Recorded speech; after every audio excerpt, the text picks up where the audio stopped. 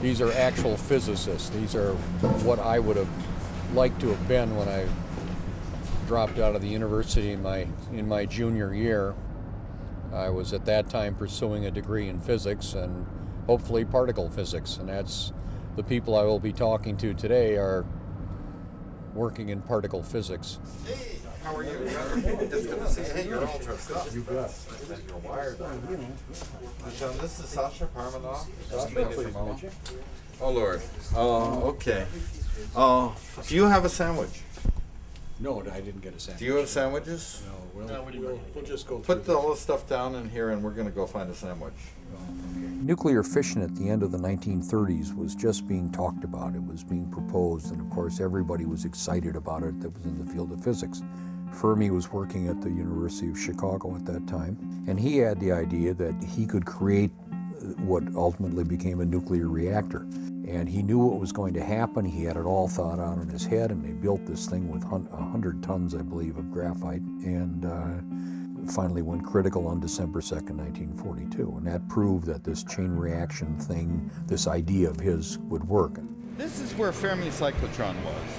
The first chain reaction was just across the street underneath, okay, so 100 feet away. But then, after the war, they built a cyclotron here. This is where the 3,3 resonance, the very first excited state of the proton was discovered. And a lot of the very early beginnings of particle physics began here. This is the actual Trinity bomb, the top of the tower. General Groves was brought together to form this Manhattan, as it became known as the Manhattan Project. And he gathered together the best and brightest of every university and set up these different sites around the country, and in the space of 2.5 years had created an atomic bomb.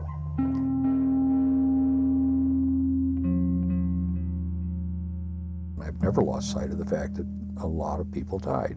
The object of war has always been to break things and kill people until one side, one of the combatants, finally says, we've had enough, we're done, we're finished. There are certain group of historians who believe and have tried to make other people believe that the use of these weapons to end this war was wrong. But if we had invaded Japan, it would have been, D-Day would have been a footnote.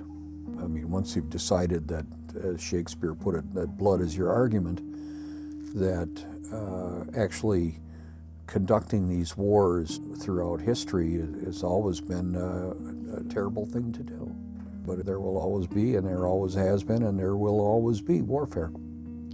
There's no way around it. It's a great honor to be among actual real physicists. I had dropped out of my university degree in pursuit of my degree in 1968, just about 40 years ago. And I was pursuing a degree in particle physics, and you guys are actually doing it, so I'm in awe of the company I'm in, and more than slightly intimidated. This is my drawing of Little Boy. This is the one that Dr. Harold Agnew put his finger on it, and he looked at me and he said, "Where'd you get this drawing?" And that told me it looked real enough to him. And I said, "Well, Dr. Agnew, I made that drawing." And you could have knocked him over. And then he waved his hand over. I said, "How'd you know where all this stuff was?" And he subsequently told, he said, "Well, no, you can't say it's accurate, but even though they're 65-year-old designs and crude by today's standards, there's still a working nuclear weapon, and they don't want that information out there." I was told at the outset that you will never know. We can't tell you, we will never tell you, and you will never find this out, what's inside. I mean, it's all still a state secret. It's still classified secret. So it's not a question of keeping this information. They have it. What we have to do is keep the material. And that urgency is not getting transmitted to the people, to us, while the bad guys already have all this. So in my mind, this is a call that says, look, these are easy to make. There are many different ways. This is just one. It'll happen because it's so easy. I'm a truck driver, and I didn't finish my university degree. I drive semis for a living. If I can figure this out, when the New Yorker writer did the article, interviewed me last year, he said that He was told by a former high-ranking member of the Japanese government that Japan has an active nuclear weapon program and they have their own stockpile.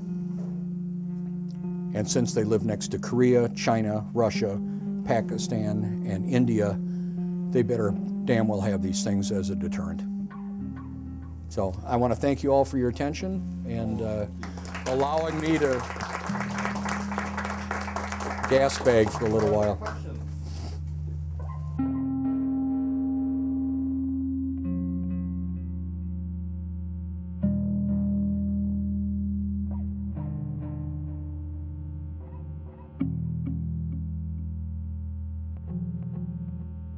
Now it's back to reality again. And, after soaring with the eagles, I have to work with my fellow turkeys, and I consider myself one of them. So it's back tomorrow to truck driving again, and my other life, my day job, or in this case, my night job, and where I earn my money and feed my family.